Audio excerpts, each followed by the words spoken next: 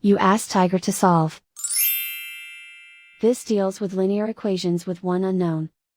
The final result is x equals 24/17.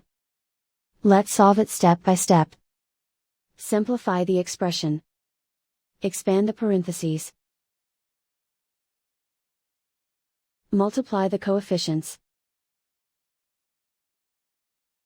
Simplify the arithmetic. Group like terms. Combine like terms. Group all constants on the right side of the equation. Subtract 24 from both sides.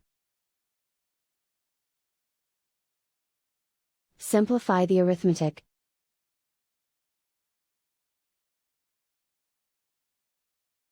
Isolate the x. Divide both sides by -17. Cancel out the negatives. Simplify the fraction. Cancel out the negatives. And so the final result is x equals 24/17.